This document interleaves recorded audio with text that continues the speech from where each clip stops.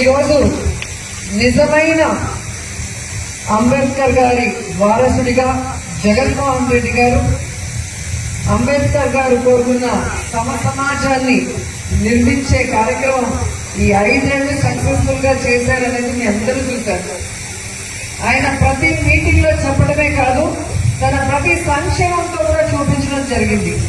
నా ఎస్సీలు, నా ఎస్టీలు, నా బీసీలు, నా మైనారిటీలు అంటూ మిమ్మల్ని తన కుటుంబ సభ్యులుగా భావించి మీ అభ్యున్నతి కోసం మీ కష్టాన్ని దూరం చేస్తూ మీకు అండగా నిలబడి ఈరోజు కుటుంబంలో ఎంతమంది ఉంటే అంతమందికి కూడా మంచి విద్యను అందించడమే కాకుండా, మంచి వైద్యాన్ని అందించడమే కాకుండా సంక్షేమ పథకాలను కూడా అందించి ఆర్థికంగా కూడా భరోసా ఇవ్వడం మీరు అందరూ కూడా గమనించాలి.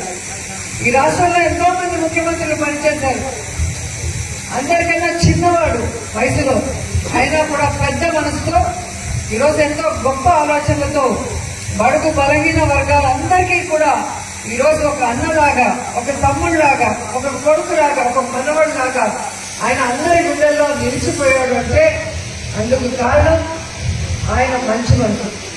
రాజశేఖర రెడ్డి గారు ఏ విధంగా అయితే పేద ప్రజల్ని అభిమానించారో తండ్రికి మించిన తనయుడుగా ఈరోజు జగనన్న 4 అడుగులు ముందుకు వేసి ఈరోజు మంచి విద్యనిచ్చే దిశగా గవర్నమెంట్ స్కూల్స్ ని ఎలా రెనోవేట్ చేశారు, ఎలా బుక్స్, యూనిఫామ్ జగనన్న గవర్నమెంట్ ద్వారా మరి మంచి పౌష్టికమైన ఆహారాన్ని ఇస్తూ ఈరోజు సిబిఎస్ఈ సిలబస్ నుంచి ఈరోజు డిజిటల్ క్లాస్ రూమ్స్ నుంచి ట్యాబ్స్ ఇచ్చి ఈరోజు ప్రపంచంలో పోటీ పడే విధంగా పేద పిల్లల్ని గవర్నమెంట్ స్కూల్లోనే తయారు చేసే కార్యక్రమాన్ని చేస్తున్నారు.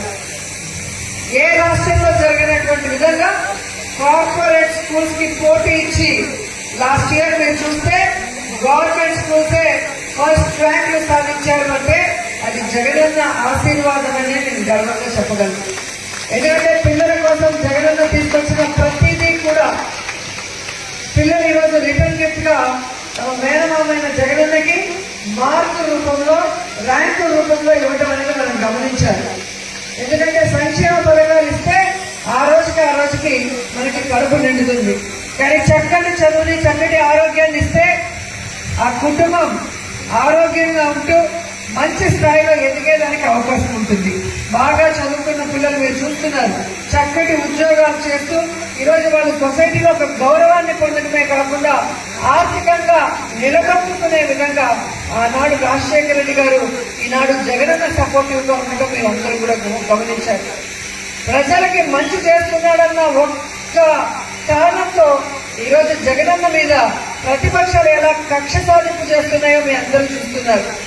చక్కటి పరిపాలన అందిస్తున్నందుకు ఈరోజు గ్రామ సచివాలయ వ్యవస్థను తీసుకొచ్చి వాలంటీర్ల ద్వారా ప్రతి ఇంటికి కూడా గౌరవంగా పెన్షన్లు కానీ, ఇల్లు కానీ, ఆసరా కానీ, చేయూత కానీ, 0 వడ్డీ కానీ, రైతు భరోసా కానీ ఏ ఆఫీసుల చుట్టూ మీరు తిరగనవసరం లేకుండా మీ ఇంటికే ప్రజల వద్దకే పరిపాలన తీసుకొచ్చిన జగనన్నను చూసి ఈరోజు అటు వాలంటీర్ వ్యవస్థ మీద విషయం కక్కుతున్నారు, ఇటు జగనన్న మీద దాడి చేయడం కూడా మీరు గమనించారు.